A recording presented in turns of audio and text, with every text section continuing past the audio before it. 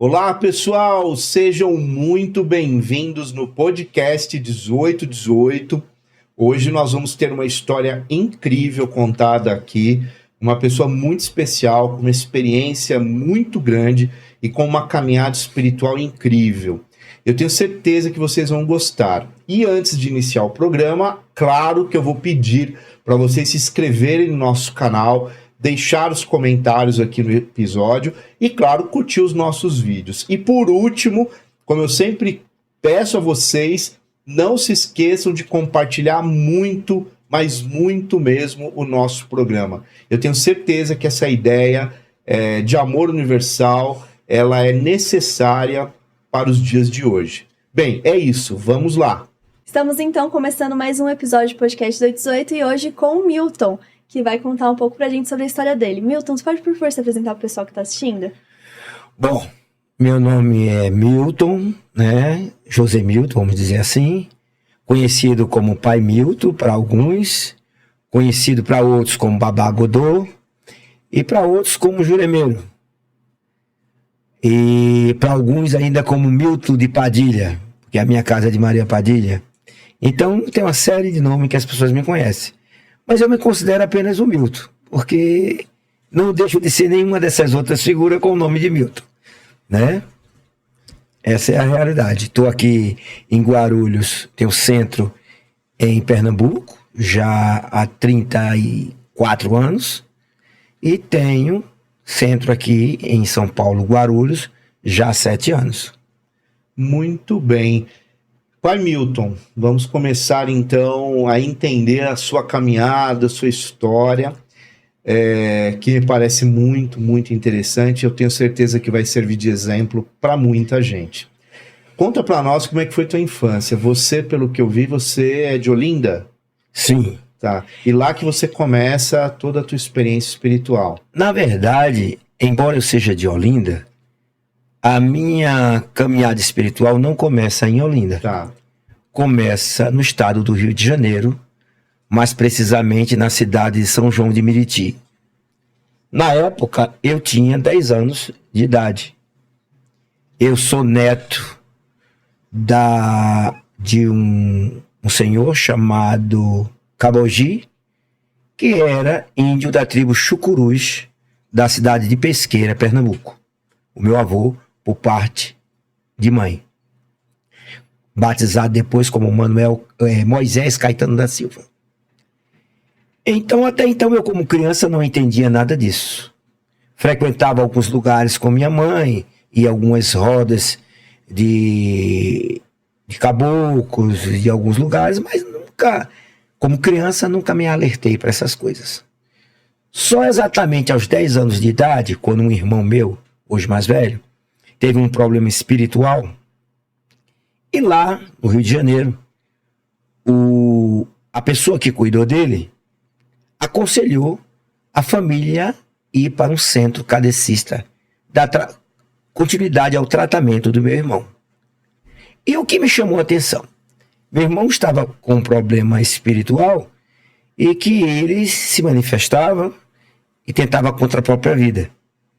Só que eu, criança, eu via um vulto negro quando passava para dentro do quarto onde ele estava e logo em seguida ele começava a ter as crises. Quando tudo aquilo passava, eu não via vulto, eu dizia, mamãe, ele tá bem, não tem nada. Quando eu via esse vulto, eu dizia, vai começar de novo. Então isso despertou para mim essa questão espiritual. Também a questão de ter medo, ter visões imaginárias como criança, e isso chamava muita atenção.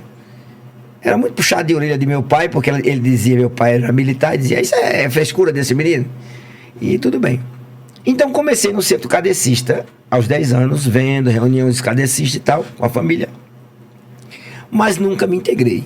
Meu pai de família católica, criado em colégio de freiras, então aquela rigorosidade na questão da educação religiosa. Igreja todo domingo, obrigado, ir à missa, né, fazer primeira comunhão, essas coisas todas. Então, aos 12 anos, para ter fomos para Recife. Meu pai era militar, ia ser transferido, ia aposentar, e eu com minha mãe e meu irmão voltamos para Recife, Pernambuco. Lá em Olinda, aí eu conheci, aos 14 anos, a doutrina do Vale do Amanhecer. Uma doutrina espírita, criada pela clarividente Tia Neiva, que hoje a sede principal é Brasília. Brasília.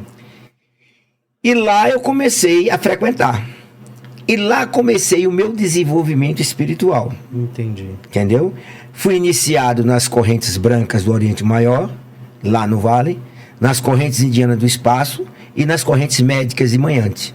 Lá eu adquiri, começaram a trabalhar comigo 3 entidades. O médico Dr. Pinto Lopes, que era a entidade médica que trabalha comigo até hoje. O meu caboclo, chamado Caboclo Tupi, e o meu preto velho, chamado Pai Joaquim de Aruana. Todos numa linha de mesa branca, de uma linha oriental, e tudo bem. E aí lá eu fiquei por 4 anos como mestre do Vale do Amanhecer. Fiz cintura, fiz todo o procedimento. E muito jovem ainda. Né? Jovem. Muito jovem. Só que aos 16 anos eu sempre fui muito curioso. Eu sempre questionei muitas coisas. Não sei se a espiritualidade me fazia questionar ou se era eu mesmo que procurava. Então aí comecei a ler, comecei a entender.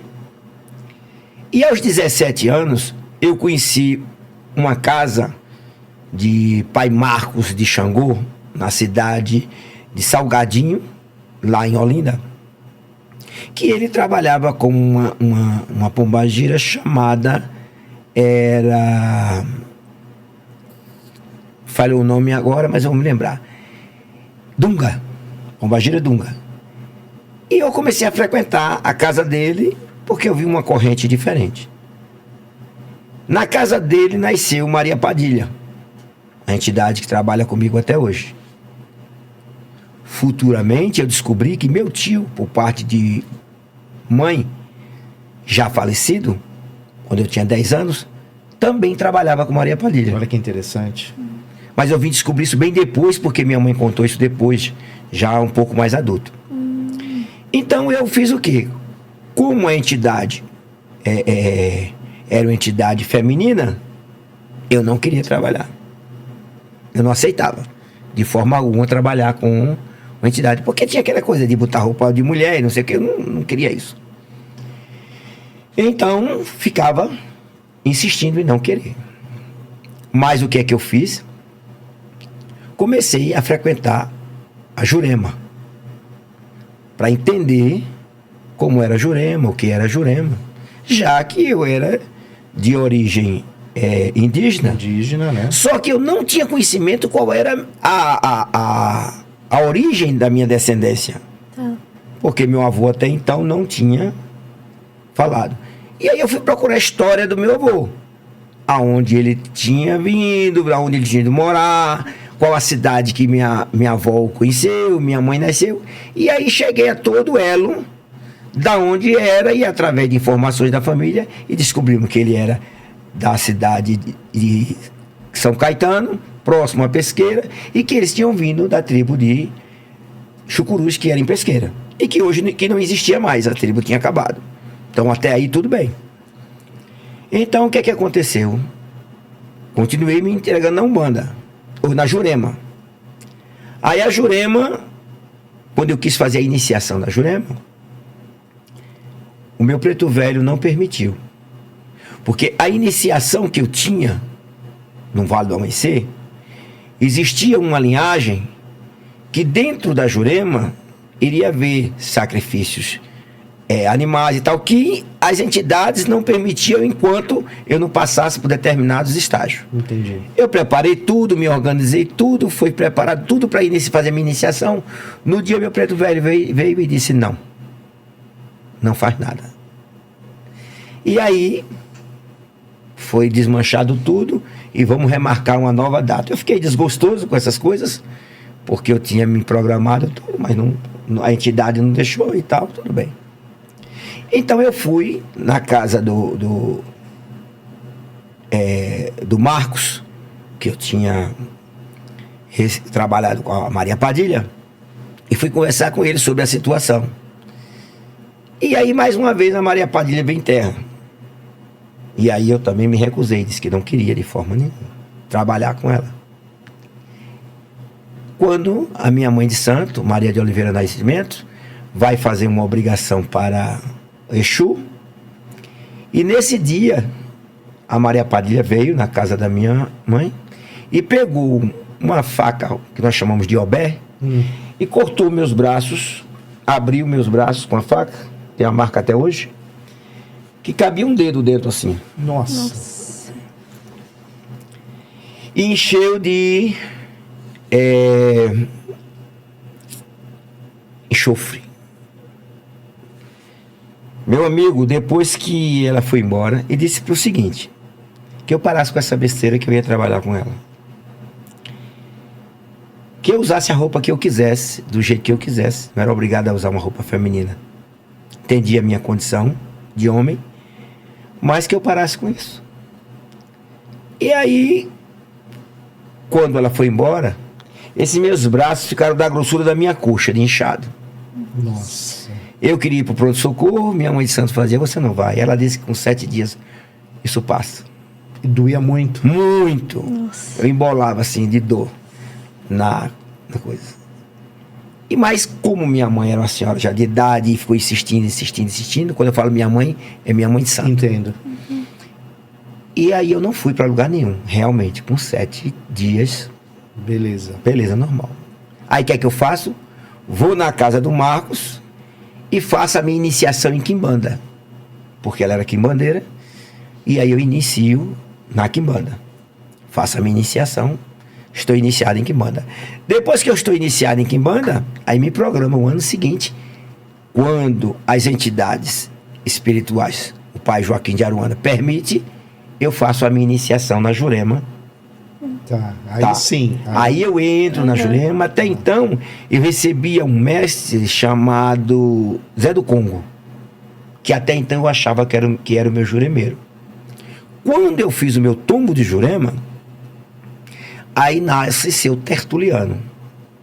Realmente o mestre juremeiro da Jurema e tal e tal. E aí eu começo a me aprofundar no conhecimento. Então, ainda no Vale do Amanhecer. Tá. Eu ainda não tinha saído do vale. Entendi. Tinha me afastado, mas não tinha saído. Tá.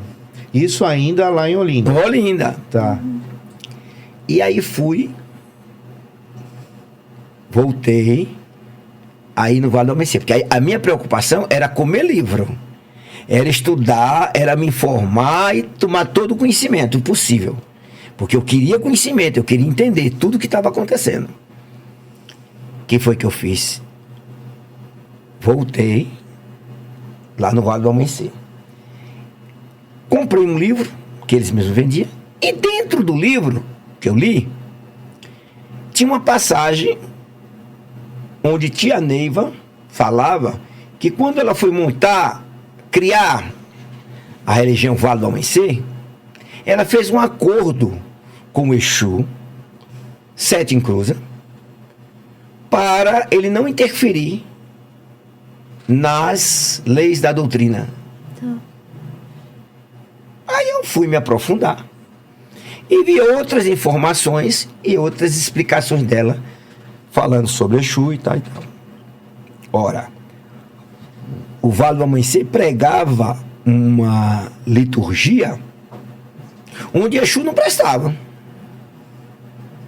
Ora, se Exu não presta, por que que a criadora foi fazer um acordo para que não houvesse interferência?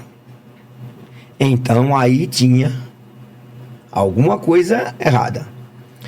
E aí comecei a questionar o mestre Inácio, que era como se fosse o sacerdote Entendi. responsável, sobre aquelas informações, porque eles passavam informações e os livros da própria doutrina A origem. falavam de outra forma. Aham. Porque eles diziam que as pessoas não trabalhavam com Egum. Ué, Preto Velho, Caboclo, todos eles são Eguns. São pessoas, são espíritos desencarnados que estão ali. Desde o momento que são desencarnados, são Eguns. Agora, o grau de evolução não se discute, mas são. Aí eu comecei a... Aí ele começou a questionar e disse o seguinte, que eu estava querendo saber demais. Que ali não estava mais me cabendo. Eu estava querendo entender mais do que era permitido. Então eu entregasse as minhas armas e fosse embora. Eu digo, qual armas que eu tenho que entregar? A roupa, os adereços, os escudos, os títulos. Todos eles que eu fiz, eu paguei para fazer. Toda a roupa que eu tenho, eu comprei com meu dinheiro. Eu não tenho nada para devolver. Nada de vocês me deram. Espiritualmente, o que eu adquiri foi a espiritualidade que me deu. O que eu tenho para devolver? Nada. Porque até um livro daqui eu comprei com meu dinheiro. Então eu não tenho nada a lhe devolver. Como eu também não tenho nada a lhe, como é que chama, a lhe questionar. Eu vou seguir meu caminho e você continue com o seu. Não, mas eu vou continuar o meu. Outra coisa, se as entidades são minhas, ela vai me acompanhar onde eu estiver.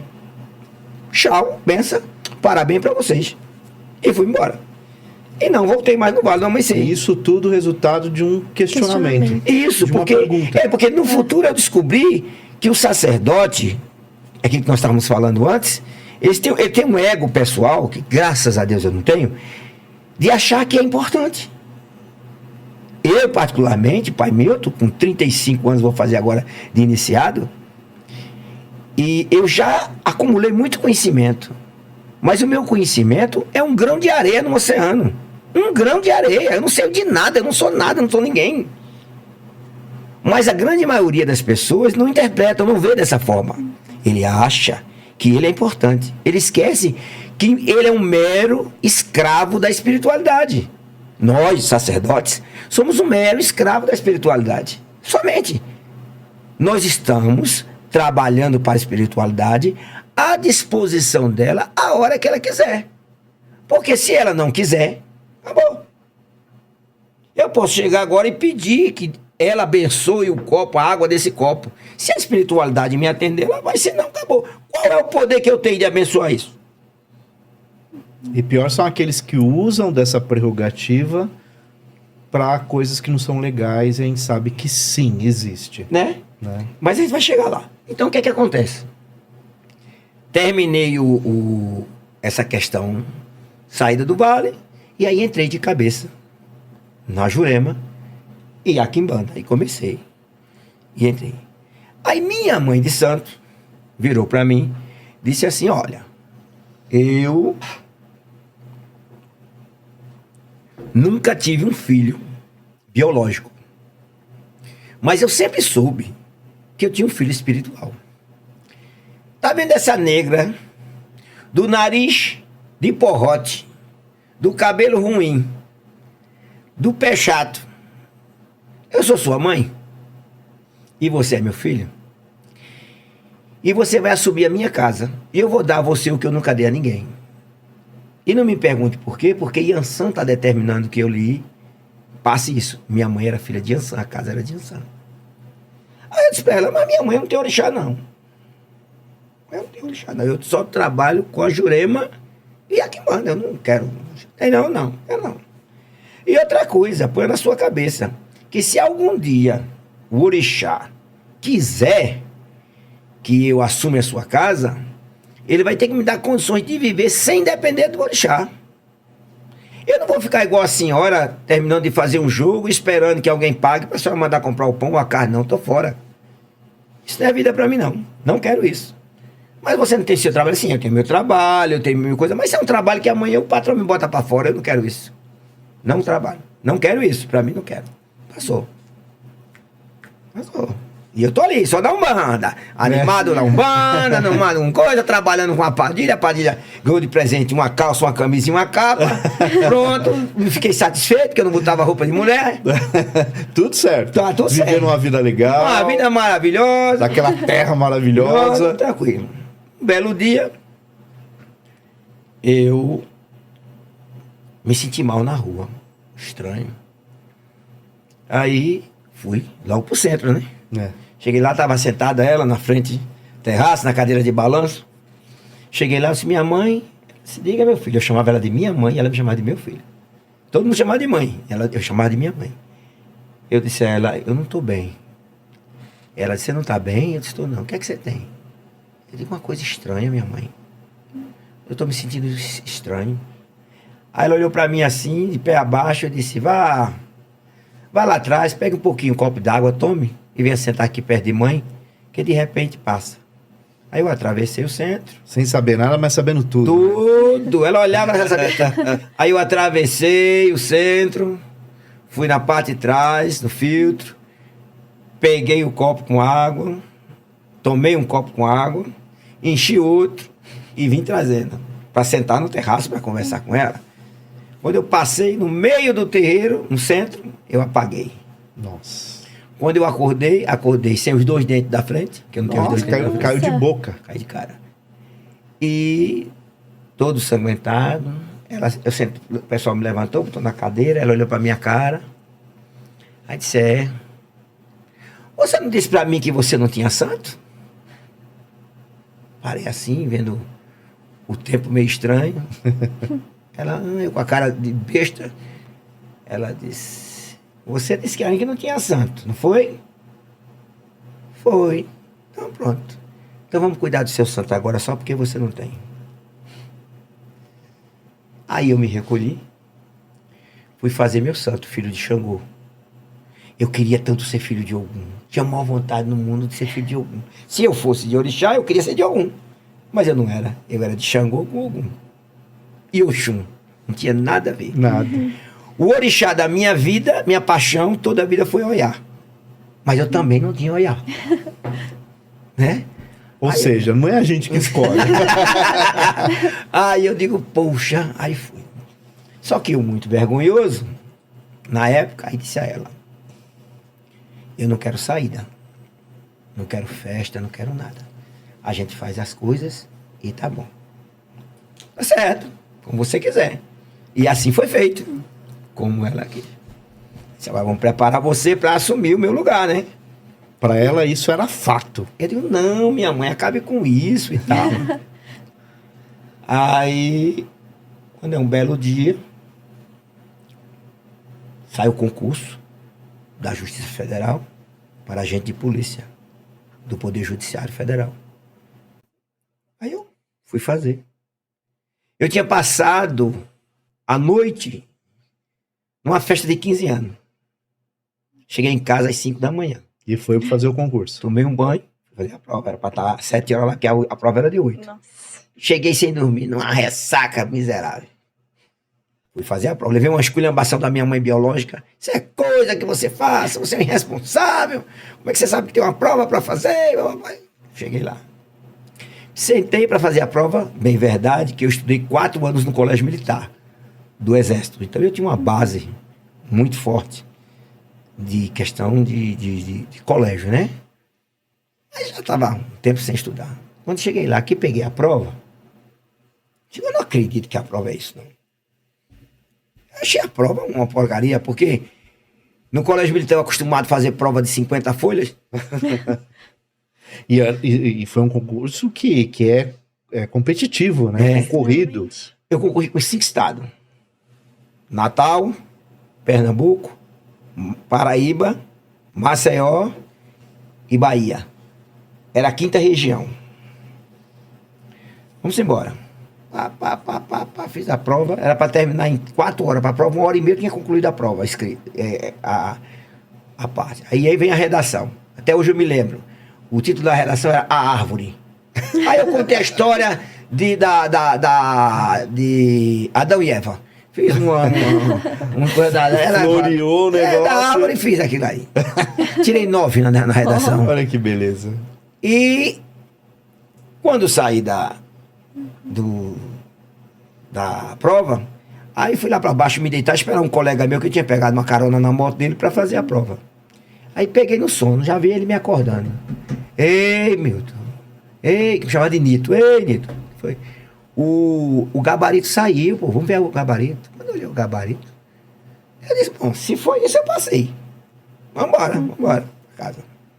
Com 15 dias saiu o resultado. Eu fui o segundo em Pernambuco e o nono nas 5 regiões. A minha classificação.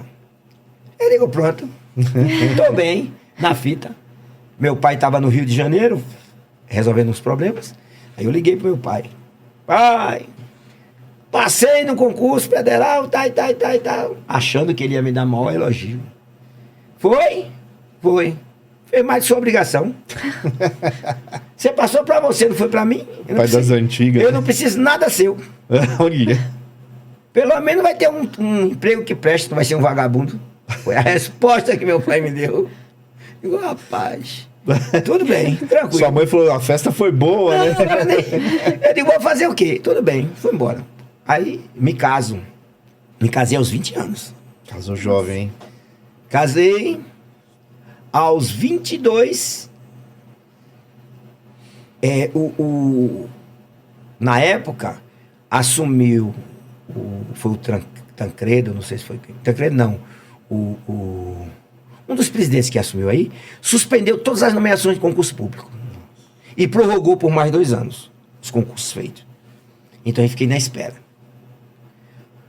Quando faltavam o ano que ia perder a validade do concurso... Ia caducar, né? Ia caducar. Eu era gerente de um hotel. Você veja como é que a espiritualidade trabalha na vida da pessoa. Eu era gerente de um hotel em Olinda. Eu ganhava 5 salários mínimos como gerente do hotel. E aí, um cliente, veio um hóspede, que queria passar 30 dias no hotel, mas queria uma diária especial, um preço especial. Como ele ia passar 30 dias, ele queria um desconto melhor. Só quem podia dar esse desconto era eu, que era o gerente ou o dono do hotel. Aí teve que falar comigo. Quando eu conversei com ele, seu Wilson, tá então seu Wilson, depois ficou doutor Wilson. Tá então seu Wilson. Eu digo, seu Wilson,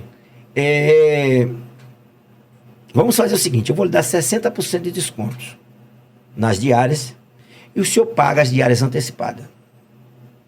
Paga os 30 dias e eu lhe dou 60% de desconto. Isso está fechado. Pagou, tal. Para ele foi uma maravilha. Uhum. Resumo. Aí eu vi o carro, vim buscar ele. Quando eu vi a placa. Justiça Federal. Ué, esse cara é da Justiça Federal? Quando foi de noite. Não, de dia, no dia. Eu perguntei a ele, o senhor trabalha na Justiça Federal? Ele disse, sou o diretor-geral. Ah, é? É. Eu tenho um concurso que eu fiz e estou esperando... Aprovado. Ser chamado. Sou o segundo da fila já há 2 anos. E ninguém me chama. E seus dados? E os dados aí. Foi embora.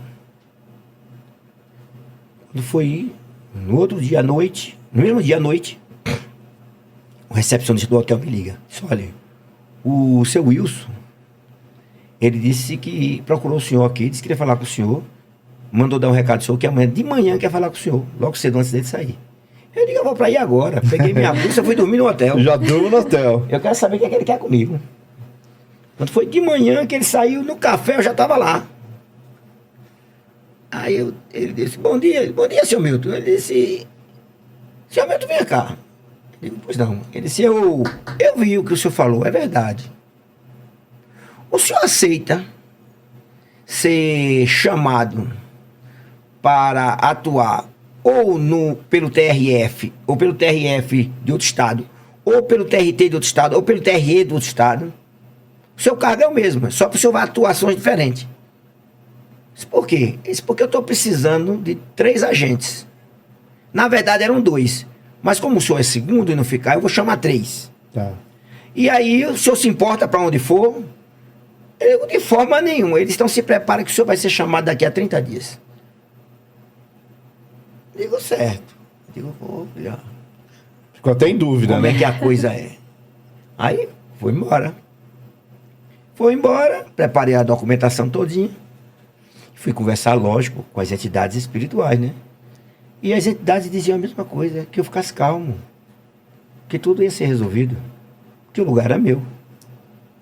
Com 20 dias saiu a convocação. Quando saiu a convocação para eu me apresentar, para eles me informarem para eu providenciar a documentação, exames, eu já estava com tudo pronto. Aí eu digo, não, já estou com tudo pronto. Então você espera, daqui a 10 dias, a sua nomeação. Eu não tomei posse, e quem tinha me dado o recado que isso ia resolver, tinha sido uma preta velha. Eu não tomei posse no dia 13 de maio, dia de Preto Velho, porque o Diário Oficial estava em greve.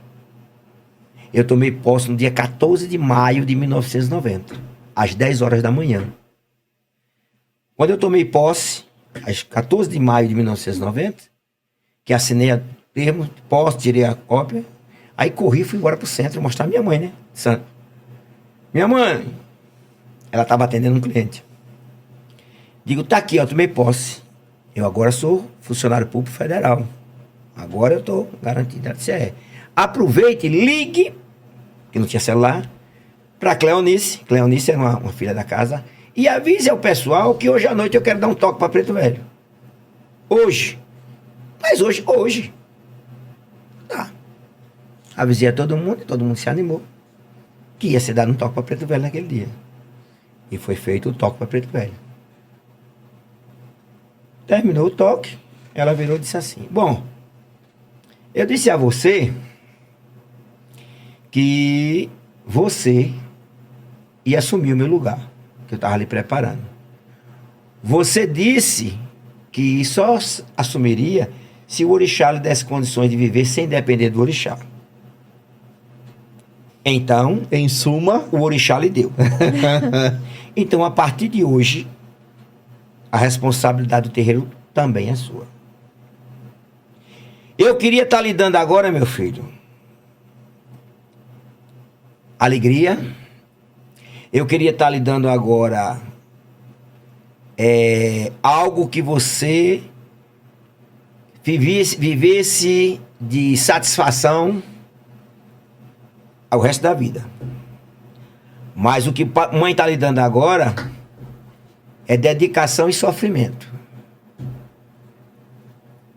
Enquanto mãe for viva, mãe divide com você. Quando mãe morrer, a ingratidão você recebe sozinha, porque a ingratidão é muita. E para ela assim, que pancada, hein? meus olhos encheram d'água, o dela também, a gente se abraçou e eu assumi. Bom, então tudo bem. Comecei a ser o pai de santo da casa. E jovem, hein? Aos 23 anos. Só que o seguinte, sob a direção dela eu estava bem. O meu orixá, lembra que eu disse antes que eu não queria festa? Sim. Que eu não queria nada? Ele queria o Alá. O Alá é um pano que na sua saída, o orixá tem que sair debaixo daquilo ali para identificar a nação que ele faz parte, que é Nagô. E para o orixá aquilo é importante. O orixá cobrou. O Alá que eu não tinha. Que eu não quis festa, não saiu. Que normalmente nas festas que tira. Ali, tudo bem. Então, chamar meu pai de santo, que aí nessas alturas eu tinha um pai de santo que ajudava a minha mãe, mas que nunca me deu nada. Nunca jogou pra mim, nunca fez nada pra mim. Ele só cortava e fazia as minhas coisas porque tudo meu era passado pela minha mãe. Tudo. Todos os conhecimentos, todos os fundamentos eram passados a mim por minha mãe.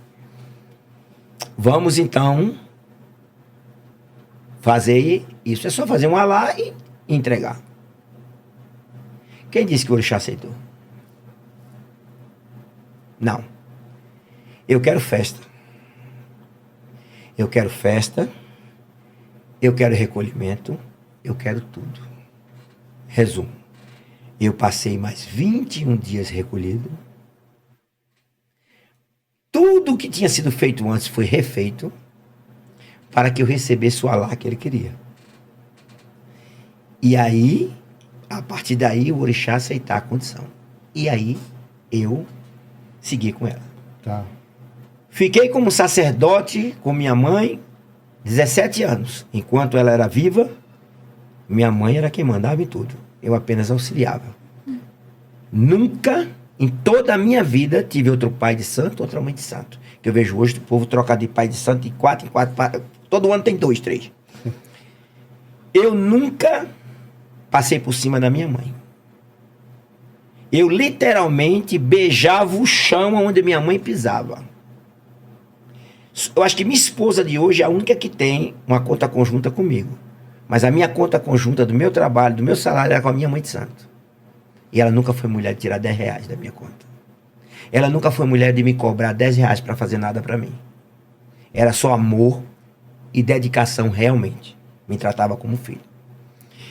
Então, eu vivi ali com minha mãe, como eu disse a você, aprendendo com ela o que era um rumbê, o que era religião, o que era uma casa. Nunca na minha vida eu passei por cima dela. Às vezes, eu como já há 10 anos como sacerdote, com filhos de santos já iniciado tudo, eu fazia determinadas coisas e minha mãe dizia, não é assim. Mas minha mãe, não é. Você não sabe de nada, cala sua boca. É assim e acabou. E eu nunca fui filho para chegar e dizer, não, minha mãe, é. Né? Nunca passei por cima da minha mãe, nunca desfiz nela na frente de ninguém, nunca falei mal dela para ninguém, nada.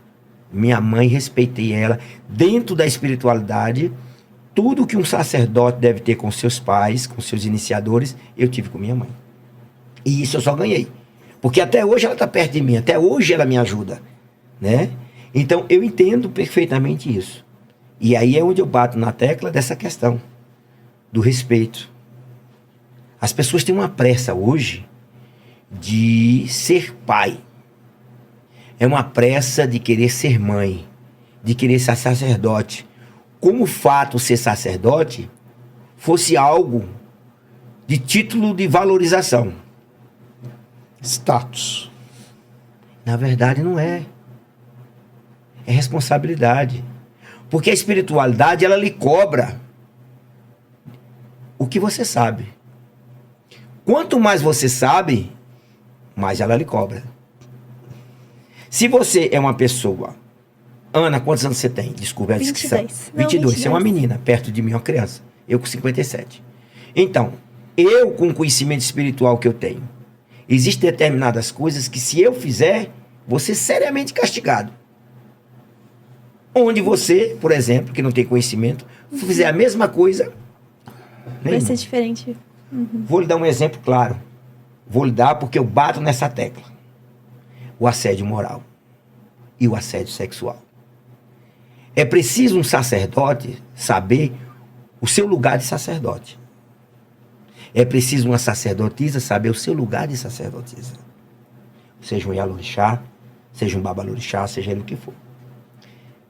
É comum, muito comum, mais comum do que se possa imaginar, que se você, uma moça, por exemplo, com uma Ana muito bonita, vai lhe procurar como sacerdote, às vezes com um problema pessoal dela, às vezes com a sua fragilidade abalada, precisando de um ouvido para ouvir, precisando de uma pessoa para lhe aconselhar, ela pode até lá na frente confundir os sentimentos e achar que a atenção que você está dando é interesse diferente e querer de alguma forma se insinuar. Mas cabe a você, como sacerdote, saber colocar a pessoa no lugar. Fazer com que ela entenda. Isto. E você, como sacerdote, não se aproveitar dessas coisas. Porque às vezes você se aproveita da fragilidade humana. E isso é muito comum. E dentro da espiritualidade, isto é incesto.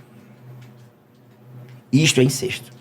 O sacerdote que se atreve a se envolver com uma filha de santo ou com um filho de santo, no caso da coisa, ele está cometendo incesto espiritual. Muito sério, né? É muito sério e punido muito claro.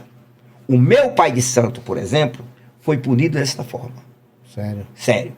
E eu vou explicar. Ah, mas acontece, não pode um pai de santo se apaixonar por uma filha? Um filho se apaixonar pela mãe de santo? Pode. O ser humano, ele pode se apaixonar por qualquer pessoa, desde que se tenha respeito a tudo. E seja mútuo, né? E verdadeiro. Se eu estou apaixonado por uma filha de santo, uma filha de santo está apaixonada por mim, eu sou um homem livre, ela é uma pessoa livre. Existiu isso? Cabe a mim, como sacerdote dela, procurar o meu sacerdote, porque todo pai tem seu pai. Procurar e comunicar a ele o que está acontecendo. Ele irá fazer os procedimentos corretos para tirar a minha mão de cima dela. Vai fazer as obrigações, os trabalhos necessários para cortar aquele vínculo. O orixá vai determinar o tempo e resguardo necessário para que vocês deixem aquilo ali, e só aí depois você vai namorar, casar, fazer o que é que seja, com a bênção da espiritualidade. É dessa forma. E não simplesmente você se aproveitar. Tá entendendo? Então, cada um é importante ter esse tipo de situação. E essa orientação é muito importante. Muito! Você falado isso é muito importante. Muito. Como também é importante, por exemplo, vou lhe dar um exemplo. Hoje, nessa caminhada toda como sacerdote, hoje eu tenho mais de 200 filhos de santos. Só aqui na minha casa, aqui tenho quase 70. Nossa, é gente, hein? É muita gente. Então, deixa eu dizer uma coisa a você. É preciso, o assédio não é só sexual, é moral também. Porque, vamos supor, você é filho de santo da minha casa. Um exemplo. Mas você gosta de decoração. Então você pede, todas as festas que tem, diz, pai, deixa eu fazer a decoração. Digo, não, quem vai fazer a decoração é ela. Na outra, pai, deixa eu fazer a decoração. Não, quem vai fazer é ela. Isso é assédio moral. Por que eu não posso permitir que você se destaque? Por que eu não posso dar a você o direito de mostrar aquilo que você gosta de fazer? Outra coisa, toda vez que você me faz uma pergunta, aí vem naquela pergunta que nós falamos antes. Todo filho de santo, ele é curioso. Ele tem ânsia de querer aprender. É parte da evolução, né? Lógico. Me diga uma coisa. O professor sem aluno, ele é professor? Nunca. O pai sem filho, ele é pai? Não é. Não é. O pai sem filho, ele não é pai. Você só é pai se você tiver filho. Então, qual o interesse, qual o objetivo de você saber algo se você não tem com quem você dividir? Com quem você passar o seu conhecimento? Para quem é? Não tem sentido. Não tem sentido. Então, essa é a grande importância de você ser sacerdote. Recentemente, eu fiz um curso em 2020, eu criei um curso, Jurema e Encantaria. Elaborei esse curso e comecei a ministrar esse curso pela internet para todo mundo e tal. Hoje um curso até muito querido e todo mundo gosta, maravilhado com o curso e tal. Até amanhã vai começar uma nova turma. Tem uma faculdade que conheceu o meu curso e veio pedir para mim fazer esse curso através de uma extensão da faculdade. E cobraria R$ 1.300 para fazer, por pessoa para fazer esse curso. Não. Eu fiz esse curso, eu elaborei, eu ministro, eu sempre dei de graça, vou continuar fazendo de graça. Mas você está perdendo dinheiro, e quem disse a você que eu estou precisando de dinheiro? Não quero. Eu quero que as pessoas tenham conhecimento. Eu não quero que as pessoas me deem dinheiro.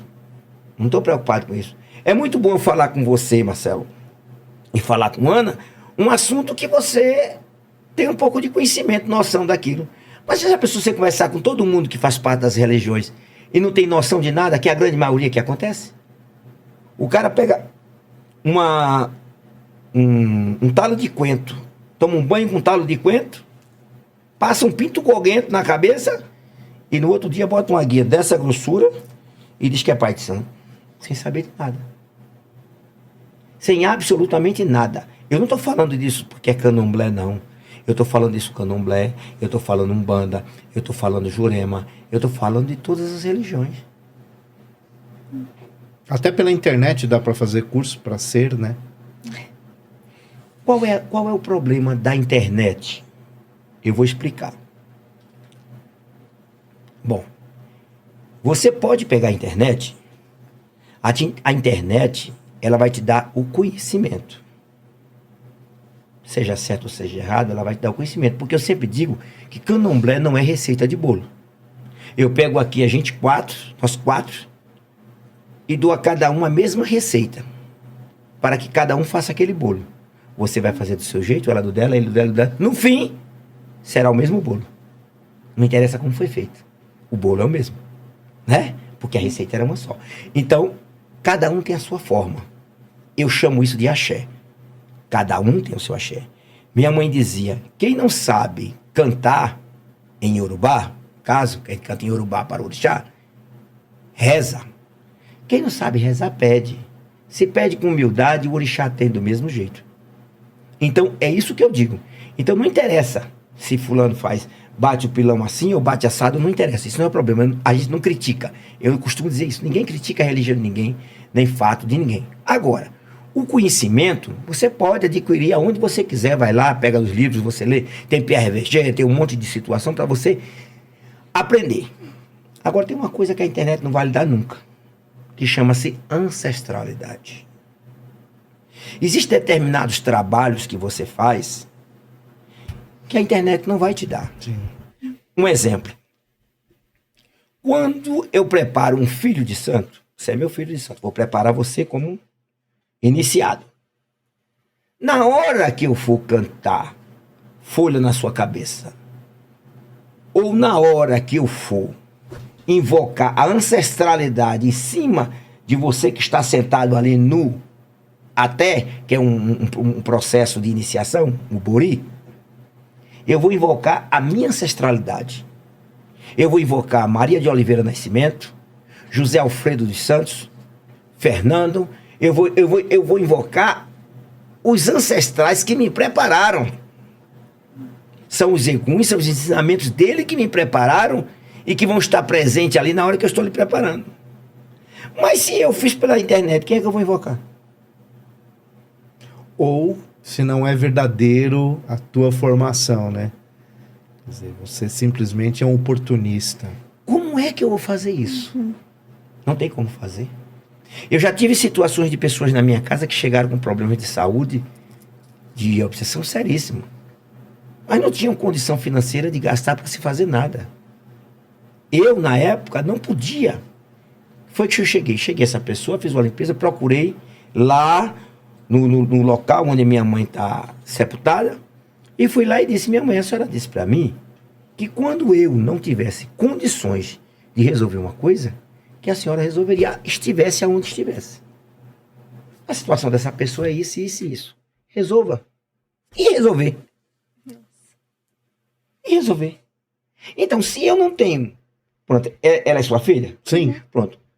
Você, o amor que você tem por ela, o dela por você não vai chegar aos pés nunca. Concorda comigo? Sim. Eu não imagino o tamanho do amor que você tem por ela. É.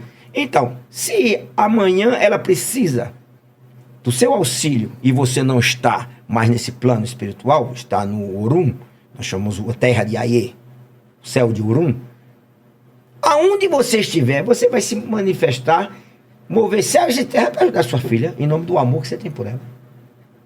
Mas se você não tem nenhuma ligação de ancestralidade, o que é que você vai fazer por essa pessoa, essa Ana que você nunca nem viu? Isso não existe. Não tem conexão nenhuma. Não! Isso eu chamo de axé. Isso é que eu chamo de força espiritual. Força espiritual não é você chegar lá na frente, fazer aquele carnaval bonito e botar uma guia grossa no pescoço e fazer e acontecer. Não. É você, na hora que precisa realmente, você ter a assistência espiritual necessária para você chegar onde você quer. Eu tive uma pessoa na minha casa que chegou e perguntou, pai, quanto o senhor me cobra para me dar mão de jogo? Eu falei, olha, se você passar por todos os ensinamentos que eu passei, eu lhe dou de graça. Né? Agora tem que passar. Uhum. Eu não posso começar uma casa pelo telhado, eu tenho que começar pelo alicerce. Caminhar. Né? As coisas funcionam dessa forma. Recentemente eu estive em Recife para fazer a tirada da panela de Iemanjá. Não sei se vocês já ouviram falar de Lia de Itamaracá. Cirandeira. Sim. Então, eu sou sacerdote de Lia de Itamaracá. Ela é filha da minha casa há 20 anos. Então, agora ela foi homenageada pela Escola Neném da Vila Matildes e eu estava lá com ela. Se você ver a minha relação com a Lia, é uma relação mais de receber do que dar, porque é uma pessoa maravilhosa. Ah, mas ela é uma artista, agora mesmo está indo para a Europa e tal. E daí? É ela, não sou eu. O fato dela ser minha filha de santo não faz de mim maior nem menor. eu sou a mesma pessoa. E ela é a mesma pessoa. São esses valores que as pessoas precisam entender. Eu sou zelador espiritual. Só. Do mesmo jeito que eu sou zelador espiritual, o meu pai é meu zelador espiritual. Eu tenho um pai de santo que zela por mim. Então, ninguém é melhor do que ninguém por causa disso. Exatamente. É essa visão que eu tenho, entendeu? É esse ensinamento que eu tive. É isso que eu passo para minha casa, para meus filhos, para as pessoas. E acabou. Sem nenhum problema. Então, a minha trajetória, como eu disse a você, foi muito assim. Muito com os pés no chão. Dentro do meu trabalho, se você me permite falar, dentro do meu trabalho, eu tenho... Tem gente que... Eu estou com 34 anos, vou fazer 14 de maio agora, de funcionário público. Tem pessoas que nunca tiveram um cargo de confiança. Em 40 anos. Eu tenho 34, nunca fiquei um mês sem um cargo de confiança. E olha que não fui entregando ninguém, nem babando ninguém, nem chalerando ninguém. Só fazendo o meu trabalho. Mas a espiritualidade guia para que eu vá para o lugar certo. Já fui perseguido muito. Muito, muito, muito, muito. Os crentes que mais me perseguiram dentro do tribunal, todos eles depois precisaram de mim. Todos eles são meus amigos. Superei. Não precisei criar problema. Eles mesmos reconheceram. E eu estou aqui. Então, a própria espiritualidade, ela se encarrega de tirar as pedras do caminho, desde que você siga seu caminho. Siga o caminho. Mas aí, olha, não é porque eu sou sacerdote, não é porque eu sou pai de santo, não é porque isso, que eu não, estudei, me formei, fiz teologia, estudei a Bíblia. Era uma coisa que eu queria saber, que era me aprofundar na Bíblia para poder ter como é que chama? Bagagem para poder debater, dialogar sobre o assunto. Fui expulso, né, de sala de aula e até da faculdade. Depois pediram para eu mudar de curso porque as minhas batidas de frente com os pastores, porque os pastores queriam ser pastor na sala de aula. Aí eu provava que na sala de aula ele era professor, ele era pastor na igreja dele, lá na sala de aula ele era professor. Não tem nada a ver uma coisa com a outra. Então, esses questionamentos, então eu procurei sempre trilhar. Dentro do meu trabalho, eu tenho até comenda por mérito funcional, eu tenho 48 cursos de especialização na minha área. Então eu nunca parei, eu sempre procurei me aprofundar e estudar a minha vida social, a minha vida profissional e a minha vida religiosa. Então, eu vejo hoje os sacerdotes, né, principalmente os sacerdotes novos, não querem isso. Não querem isso. Querem viver única e exclusivamente da questão religiosa. Não condeno ninguém que queira viver isso, não. Quer viver? Viva. Mas pelo menos se aprofundem, estudem, aprendam, tenham um rumo B, para saber exatamente isso, os direcionamentos de tudo. Porque na vida ninguém é melhor do que ninguém. Eu não sou melhor do que você não é melhor do que eu, ninguém aqui é melhor do que ninguém. Religião nenhuma é certa. Toda ela é aquela que você acredita, que você tem fé, que você ama, né? Aquela parte que Deus diz, amarás o próximo como a ti mesmo, acabou. É isso. Não tem o certo ou errado. Uhum. Essa questão de ser certo, de ser errado é muito subjetivo. O que é certo para você pode ser errado para mim, né? Eu tinha uma visão, pra você ter ideia, a vida ela faz a gente meditar. Eu fui criado no regime militar, estudei no colégio militar, tinha uma visão onde o homossexualismo, meu pai dizia, é pederasta, é uns pederasta. E você é criado naquela visão. Quando eu me tornei de gente, descobri que tinha um irmão homossexual. O que é que mudou para mim dele ser meu irmão? Nada. Nada. O amor, o mesmo, por ele. Talvez amei até mais, porque vi a necessidade dele de carinho e de atenção. Depois tive minha primeira filha, que era homossexual, hoje vive com uma mulher. O que é que mudou de ser minha filha? Em nada. Então são valores que você vai aprendendo com o decorrer da vida e com a questão da visão de sacerdote, porque você começa a conviver com os problemas de todo mundo. O sacerdote, ele deixa de ser sacerdote e ele é mais um psicólogo, muitas vezes, do que um sacerdote. Porque todo tipo de problema vem para você. E ao mesmo tempo que vem os problemas, às vezes, por incrível que pareça, vem a solução dos seus problemas. Vem a compreensão dos seus problemas. Das crises que você está vivendo, ou de um problema que você está vivendo, que muitas vezes é exatamente igual a que o outro está vivendo. E aí você se depara, você aconselhando, ensinando a ele a sair do problema, e você para e diz, ué, eu não estou no mesmo problema porque eu não tive essa ideia. Por que eu não saí? Né? E a coisa vai. Né? Eu, por exemplo, eu fui casado 10 anos, me divorciei. Fui casado pela segunda vez, 9 anos e meio, me divorciei.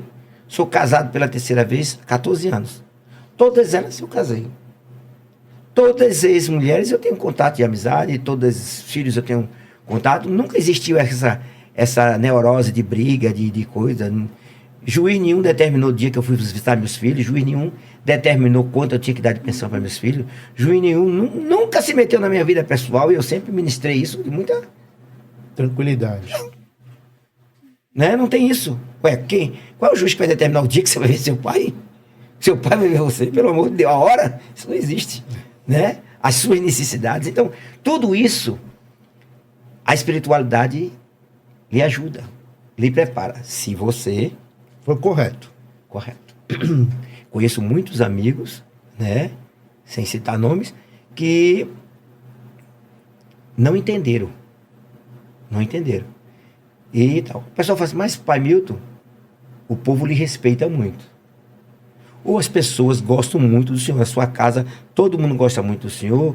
O senhor fala na internet, o senhor fala em todo canto. Eu não vejo ninguém falar mal do senhor, não vejo ninguém falar do senhor. Ué, eu também não falo mal de ninguém. Eu também respeito todo mundo. Por que as pessoas vão falar diferente comigo? Né? Não tenho nada, nenhum problema. Eu sou uma pessoa que gosto de falar o que penso, sim. Se aquilo que eu falo aqui, o que eu penso, não vai te machucar. Se aquilo vai te machucar, então eu uso o bom senso e fico na minha. Né? Porque tudo é uma questão de bom senso. Exatamente. E assim, se você quer ser ajudado, eu estou aqui e vou te ajudar. Se você não quer ser ajudado, eu não vou perder meu tempo com você. Né? Quando eu encontro, às vezes, um evangélico que vem debater comigo, recentemente teve até um, e eu disse para ele o seguinte, eu digo, você está batendo numa tecla que não vai chegar a lugar nenhum.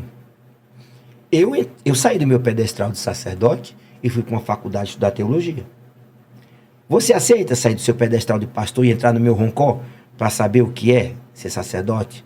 Estudar o oráculo de Fá? Não, está amarrado. Eu digo, então eu não posso discutir com você. Eu não tenho que dialogar com você se você não aceita aprender e entender o meu lado. Então eu vou dizer para você o seguinte. Em Isaías 45, parágrafo 7, tem uma frase na Bíblia que diz o seguinte. Ele diz, eu sou a luz e eu sou a escuridão. Eu faço a paz, eu faço a guerra. Eu sou o Senhor de todas as coisas. Então, eu e você estamos conversando agora, debatendo com o consentimento dele, com a permissão dele. Então, deixe de ser tolo. Eu falo, deixe de ser tolo, não se preocupe com essas coisas. Tanto faz chamar Olodumare, o Senhor da criação, como você chamar Deus, como você chamar Alá. E vai dar a mesma coisa. Essa é uma questão linguística. O Yorubá é uma linguagem como outra qualquer. Então, as palavras vão acontecer conforme a localidade que você se encontra, mas não, o amor, a intimidade de cada um com o divino não tem nada a ver. É próprio. Pai Milton, muito bom. Uma aula aqui de espiritualidade, de ecumenismo. Ficou muito claro isso, de uma forma muito bonita. E como é tradição no programa, a gente sempre faz uma pergunta, que é o seu conceito de Deus e tempo, sobre a luz da sua crença, da sua fé. Olha, Deus para mim é amor. Deus para mim é tudo aquilo que você pode desejar de bom para qualquer pessoa, até para seus inimigos. Para mim, isto é a figura de Deus. Repita a outra parte da pergunta. Tempo. Deus e tempo. tempo para mim é a coisa mais preciosa que existe no mundo. Eu falei isso a semana passada. Eu hoje com 57 anos, a minha família, minha tia tem 97, meu pai vai fazer 90, minha mãe vai fazer 90 esse Nossa, ano. que bonito, hein? Então, eu devo ter ainda mais uns 30 anos de vida. Então, eu não vou perder meus 30 anos de vida preocupado com as coisas dos outros. Eu vou estar preocupado em ser feliz. Se ser sacerdote me traz felicidade, eu estou ali porque eu estou feliz. Não é obrigação nenhuma minha. Não é nenhuma, vamos dizer, castigo. Sacrifício. Não. Aquilo está me fazendo bem. Eu quero passar o resto dos meus dias cercado de gente. Seja gente boa, seja gente ruim, seja negro, franco, sapatão, amizade. Eu quero ser cercado de gente. Gente que tem amor para me transmitir. Porque não tem coisa pior no mundo que eu vi. É você falecer e não ter 6 pessoas para carregar seu caixão. Ter que chamar uma pessoa, um carro para botar em cima, porque não tem. Que não tem uma pessoa que vai dizer ali, que pena que ele morreu. Que vai dizer aqui, vou ficar guardar saudade dele. Vai ter ali dizendo assim, graças a Deus ele já foi. Deus me livre que eu não quero isso. Então eu quero aproveitar o meu tempo, exatamente isso, vivendo e fazendo coisas boas para as pessoas. Tendo a oportunidade de ser retribuído da mesma forma. Mas isso só vai acontecer exatamente se eu tiver a consciência que o tempo é curto. E a gente tem que viver. Então, para mim, essa é a visão. Muito bom. Antes de pedir pela mensagem final, né, eu vou falar sempre da Lute Benedetta, que é uma das nossas patrocinadoras. É uma loja de velas, inclusive a coleção atual dos 4 elementos está acabando de verdade, é só até o final de março. Nos próximos episódios eu posso trazer alguns spoilers da nova coleção, porque já recebemos informações de qual vai ser. Então, só lembrando que nós temos aqui o aroma, que é exclusivo do podcast 218, que é muito bom. Então, esse é só para os convidados. Mas você pode ir... Exclusivo. Exclusivo, mas você pode dar uma olhada nos que tem no site. Você vai achar alguma coisa que você gosta, não tem como não. Então agora, Pai Milton, eu peço por favor para você deixar uma mensagem, algo que você gostaria de ter falado ao longo do programa, ou uma mensagem direcionada ao público, por favor. Primeiro agradecer a todos vocês, né? A Ana, ao Marcelo, aos outros 2 amigos que estão ali por detrás das câmeras, a meu filho que também está ali, ao público que vai assistir, lógico. Mas a mensagem que eu deixo, né, para todo mundo, eu posso tirar a frase que eu acho muito interessante, que é o seguinte, dito pelo meu pai, meu avô a meu pai, e por meu pai a mim. E eu transmito isso a meus filhos. Nesta vida, quem não vive para servir, não serve para viver. Nós temos que servir a todos, porque precisamos de todos. Isso é viver sob a luz do amor. Né? Bom, hoje tivemos, como eu disse lá no início, um programa muito especial. E eu vou pedir agora pro Pai Milton, que é sacerdote, que deixe aqui, se for de sua vontade, rede social, o endereço da sua casa, porque é aqui em Guarulhos e tem também em Recife. Mas como eu estou mais aqui, por causa do trabalho, Recife eu vou 2, 3 vezes no ano só. Lá meus filhos tomam conta. Aqui fica o seguinte, na Avenida Tomé de Souza, número 399, no Jardim Vila Galvão, aqui em Guarulhos. Lá nós temos um centro cultural, que é chamado Centro Cultural Babá Godô. Lá não temos só a questão religiosa. Lá nós temos ensaios de maracatu, na terça-feira. Nós temos na quinta-feira ensaios de capoeira, né? E temos outras atividades dentro do terreiro, independente da questão só religiosa. Por ser um centro cultural, desenvolvemos uma questão como um todo, como coco de roda, como a parte da ciranda e outras coisas. Porque tudo envolve a descendência de matriz africana. Então é um espaço para isso. Quero dizer que é gratuito, tanto a participação nos ensaios do maracatu, como nas aulas de capoeira. E nos demais, não existe uma cobrança por isso. Apenas as pessoas que querem, por vontade própria, levar 1 quilo de alimento não perecível, porque nós fazemos a cada 15 dias uma entrega de 100 marmitas aos povos de rua, os moradores de rua, que não têm alimento pela noite. Então a gente faz a cada 15 dias. E esse alimento que é doado serve justamente para preparar essas coisas. Muito bem. E lá fica aberto todos os dias? Todos os dias. Todos os dias. De 9 da manhã até às 18, às 19, até às 20 horas. Toda a atividade que tem, existe uma programação, que a gente manda um calendário de programação. Mas toda a programação que tem lá, inclusive festas, giras e reuniões, nunca terminam após as 10. Sempre termina às 9h30 ou às 9h45. Então, qualquer pessoa que for, questão de condução, fica sabendo que nunca passa das 10 horas. Até pela questão de respeitar. Como eu sou servidor público, eu não quero ter ninguém batendo na minha porta dizendo que eu estou desobedecendo alguma lei. Se a lei do silêncio é a partir das 22 horas, então, depois das 22 horas não tem mais barulho. Tá certo. Bom, hoje nós tivemos conosco o pai Milton.